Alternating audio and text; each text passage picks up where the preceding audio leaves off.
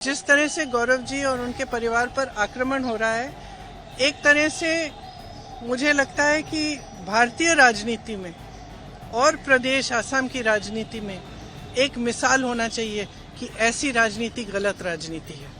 किसी के बच्चों पे, किसी की परिवार पर इस तरह से वार नहीं होना चाहिए। राजनीति का मिसाल है कि केस डालो, झूठे झूठे केस डालो, लोगों को प्रताड़ित करो।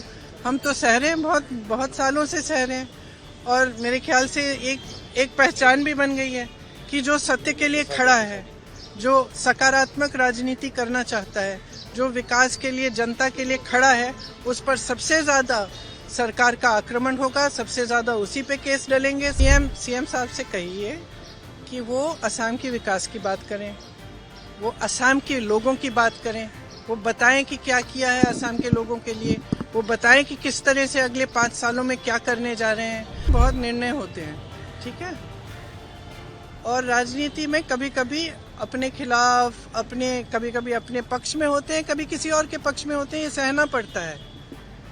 तो 10 साल बाद अगर अभी भी उसी बात पे रो रहे हैं तो मैं क्या कहूँ। देखिए जब हम चुनाव लड़ते हैं, राजनीति में नेता होते हैं तो 2 तरह के नेता होते हैं। एक सकारात्मक नेता होता है, मतलब एक पॉजिटिव माइंडसेट का नेता होता है, जो आपको बताएंगे कि हम आपके लिए क्या करना चाहते हैं, किस तरह से विकास करना चाहते हैं, किस तरह से हम असम में बदलाव लाना चाहते हैं, हम असम की संस्कृति, हम असम की जो भावनाएं हैं उसको किस तरह से हम प्रोटेक्ट कर सकते हैं। एक वो तरह की राजनीति होती है और दूसरी ये होती है कि ध्रुवीकरण कराओ, एक दूसरे से लड़ाओ, किसी को एक दिन कोई गाली दे दो, किसी को दूसरे दिन किसी और को गाली दे दो, किसी के परिवार पर आक्रमण करो। तो ये हमारी राजनीति ना हुई है कभी और ना कभी होगी। और जिस तरह से गौरव जी और उनके परिवार पर आक्रमण हो रहा है, एक तरह से मुझे लगता है कि भारतीय राजनीति में और प्रदेश असम की राजनीति में एक मिसाल होना चाहिए कि ऐसी राजनीति गलत राजनीति है।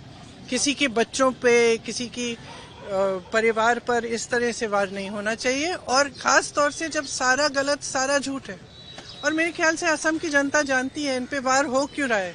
वार इसलिए हो रहा है क्योंकि इनसे वो घबरा रहे हैं, क्योंकि वो घबरा रहे हैं ये देख के कि ये जो है एक सभ्य इंसान है, ये एक सकारात्मक इंसान है, ये एक दूसरी तरह की राजनीति लाना चाहते हैं जो एक्चुअली सच्चाई में असम की असली भावना है।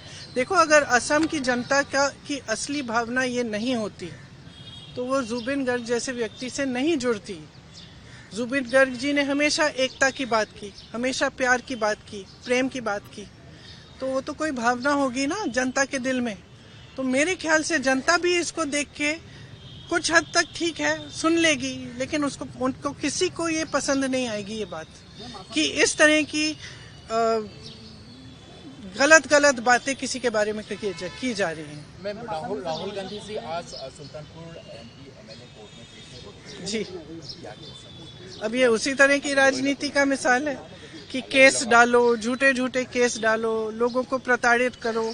हम तो सह रहे हैं, बहुत सालों से सह रहे हैं और मेरे ख्याल से एक पहचान भी बन गई है कि जो सत्य के लिए खड़ा है, जो सकारात्मक राजनीति करना चाहता है, जो विकास के लिए, जनता के लिए खड़ा है, उस पर सबसे ज्यादा सरकार का आक्रमण होगा, सबसे ज्यादा उसी पे केस डलेंगे, सबसे ज्यादा ईडी, इनकम टैक्स उसी पे होगा। तो एक बैज है, ऑनर का बैज है कि हाँ ठीक है, हम सही रास्ते पे हैं क्योंकि हम पे आक्रमण हो रहा है। और मैं वही चीज गौरव जी के बारे में बोलूंगी कि सही रास्ते पे चल रहे हैं, इसीलिए इतने खराब आक्रमण हो रहे हैं इन पे।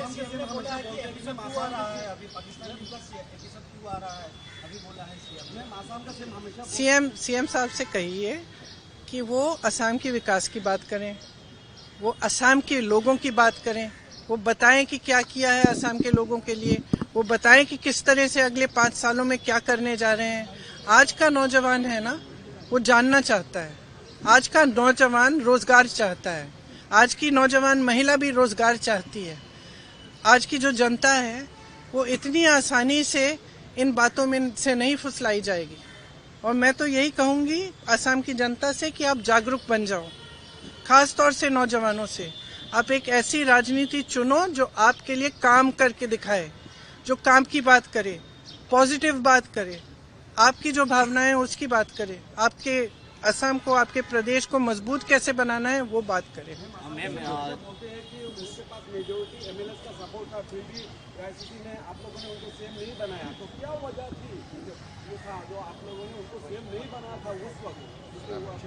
राजनीति में बहुत निर्णय होते हैं, ठीक है, और राजनीति में कभी कभी अपने खिलाफ, कभी कभी अपने पक्ष में होते हैं, कभी किसी और के पक्ष में होते हैं, ये सहना पड़ता है। तो 10 साल बाद अगर अभी भी उसी बात पे रो रहे हैं तो मैं क्या कहूँ। और दूसरी बात यह है कि आपने देखा है कि कितना भ्रष्टाचार हो रहा है यहाँ। ये भ्रष्टाचार जो है ना, ये एक विश्वासघात है असम की जनता के साथ। ये हमारी जेब से नहीं ले रहे हैं पैसे, ये जो संपत्ति सारी इकट्ठी कर रहे हैं, जो अपने बड़े बड़े उद्योगपति मित्रों को दे रहे हैं, ये असम की जनता की संपत्ति है। जो जमीन बड़े बड़े उद्योगपतियों को दी जा रही है वो असम की जनता की संपत्ति है। जितने बड़े बड़े उद्योग दिए जा रहे हैं वो असम की जनता के हैं, और असम की जनता समझ रही है, देख रही है। मैं तो ये नहीं मान सकती कि नहीं दिख रहा है, और जब देख रही है तो पहचान भी रही है कि बदलाव का समय आ गया है। Thank you. Thank you. Thank you. Thank you. Thank you. I attended a yesterday you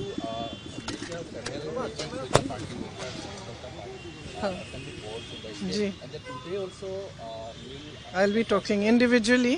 I thought it's, मैंने सोचा कि अकेले मिलके थोड़ा सा अच्छी तरह से फीडबैक मिलता है, तो देर रात तक हमने ये काम किया। फिर से आएंगे और करेंगे, और जो स्क्रीनिंग कमेटी के मेंबर हैं वो भी सब जगह गए हैं, सब जिलों में गए हैं, उन्होंने सबसे बात की है। तो हम कोशिश कर रहे हैं कि ये एक्सरसाइज अच्छी तरह से हम करें। कल आपने पीपुल्स चार्जशीट भी रिलीज किया है जी जी, देखिए वो कोई नई चीज़ें नहीं है, वो सब चीज़ें हैं जो पब्लिक जानती है और देख रही है, और पब्लिक थकी हुई है कि किस तरह से असम में जितनी भी असम की संपत्ति है, असम की जनता की संपत्ति है, वो बड़े बड़े उद्योगपतियों को, एक परिवार को दी जा रही है। तो मेरे ख्याल से जनता जानती है, तो हमने इसको जो यहाँ के हमारे नेता हैं उन्होंने इसको एक पैम्फलेट में सारा इकट्ठा करा है, ताकि एक अच्छी तरह से दिखे कि क्या क्या हो रहा है।